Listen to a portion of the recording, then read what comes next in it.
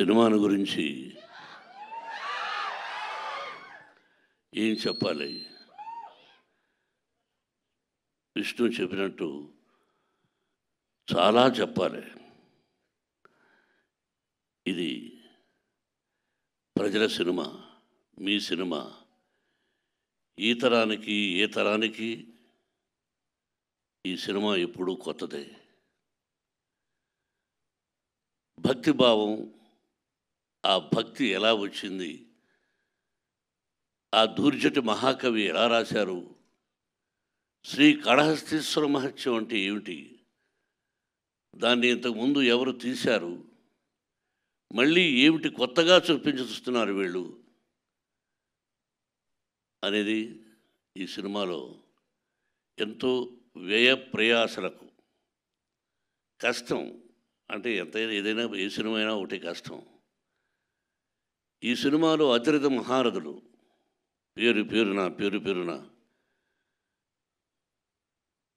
కేరళ నుంచి, ఆంధ్ర నుంచి, మద్రాసు నుంచి, నార్త్ ఇండియా నుంచి, మన భారతదేశంలో 4 మూలన ఉన్నటువంటి మహానటులందరినీ తీసుకువచ్చి ఈ సినిమాలో నటింపజేశాం.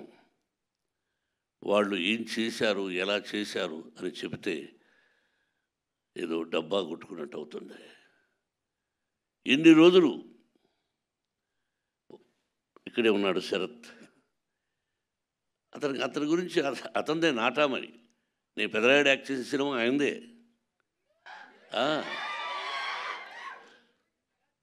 ఆయన ఒక రాజ్యసభ సభ్యుడుగా ఉన్నారు.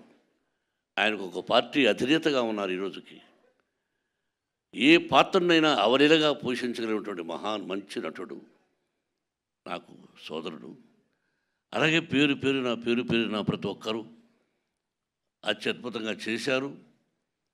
ప్రజలు చెప్పాలి, మీరు చెప్పాలి. ఈ టీజర్ చూసిన వెంటనే ఇది ఓన్లీ భక్తి చిత్రమే కాదు, అన్ని రకాల విష్ణుబాబు చెప్పినట్టుగా ఒక చరిత్ర, భగవంతుడు, పరమేశ్వరుడు, అంతే. ఒక పద్యం ఉంది, ఎవ్వని చేజనించు జగమెవ్వని లోపల నుండు లీనమై, ఎవ్వని ఎందుడెందు పరమేశ్వరుడెవ్వడు, మూల కారణం వెవ్వడు, అనాది మధ్యలయుడెవ్వడు, సర్వము తానే అయిన వాడెవ్వడు, అట్టి వారిని ఈశ్వరుని శరణము వీడదన్. అంటే అక్షరం ఎక్కడైనా అక్షర దోషాలు ఉండొచ్చేమో. ఇప్పుడు పెద్దవాళ్ళ శిక్షలో చదువుకున్నాం. మనందరికీ పరమేశ్వరుడే, బ్రహ్మ విష్ణు మహేశ్వరులు ఎలాగో పరమేశ్వరుడే అంతా.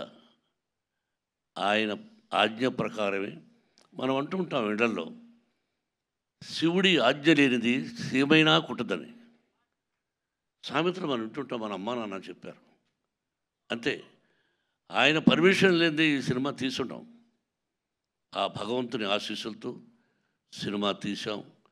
మీరు ఇంకా ఎన్నో ఫంక్షన్స్ చూడాల్సి వస్తుంది కన్నప్ప ద్వారా. ఇంకెంతకంటే ఎక్కువ నేను మాట్లాడదలుచుకోలేదు. మీ అందరి ఆశీస్సులు నిర్మాతగా నాకనే కాకుండా ముఖ్యంగా నా బిడ్డకు విష్ణుకి, విష్ణు టీంకి మీ అందరి ఆశీస్సులు కావాలని కోరుకుంటున్నాను. Thank you very much.